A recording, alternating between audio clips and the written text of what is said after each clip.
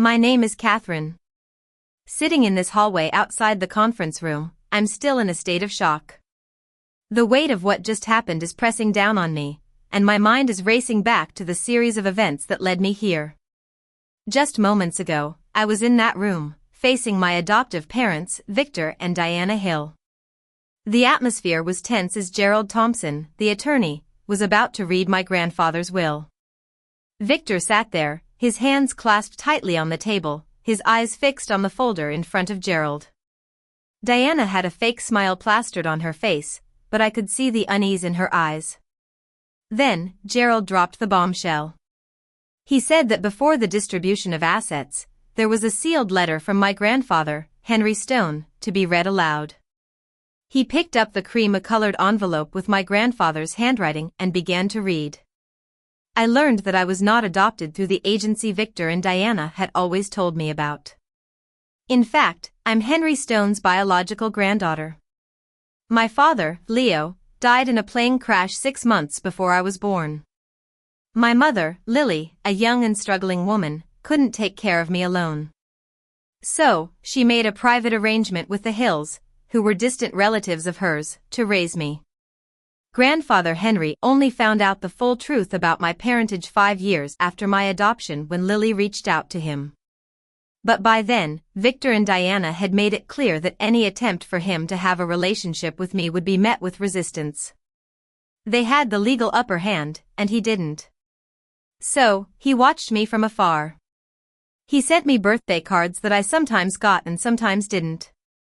He kept a collection of my pictures, from school events to local newspaper clippings.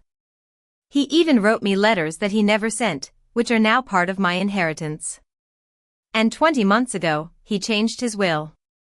The beautiful beach house he built with his own hands was left to me.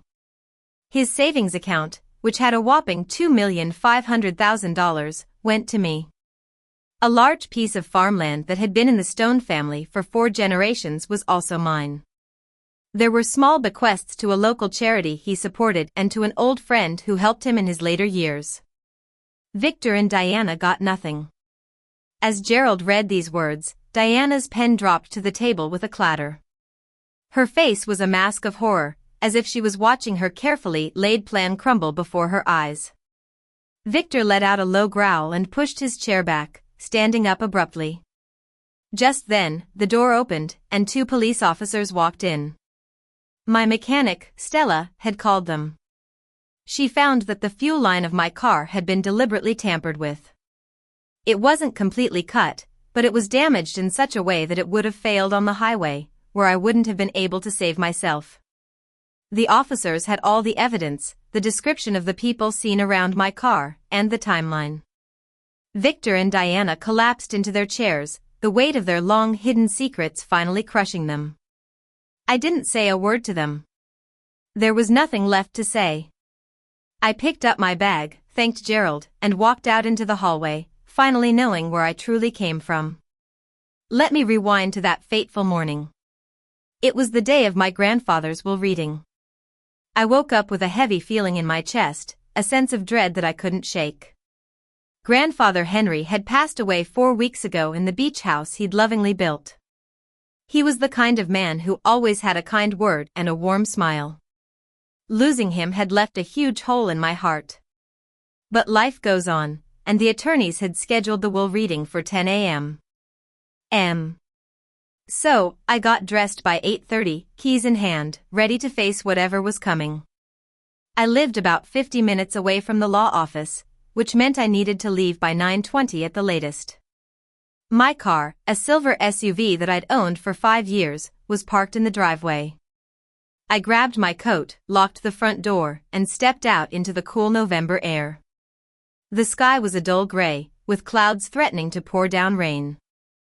It felt so strange to be going to such an important event on such an ordinary-looking morning. As I was walking down the driveway, an old man stepped out from behind a bush near the sidewalk. He looked to be in his late 60s, with a wrinkled face and a tattered brown coat.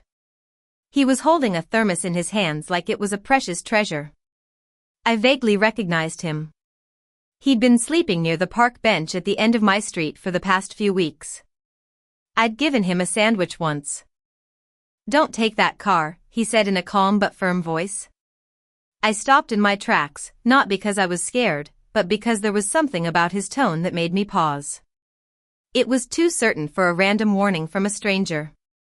"Excuse me?" I replied, a bit confused. "The car," he repeated, pointing at my SUV. "There's something wrong with it. I saw 2 people last night. They were under it for a long time. I don't know what they did, but it wasn't right." My blood ran cold. I wanted to tell myself that he was just confused, that he'd seen a neighbor doing some work on their car. But there was a gut feeling in my chest that stopped me from going near the car. "What did they look like?" I asked, my voice surprisingly steady. He described a man and a woman. The man was tall and had a bald head.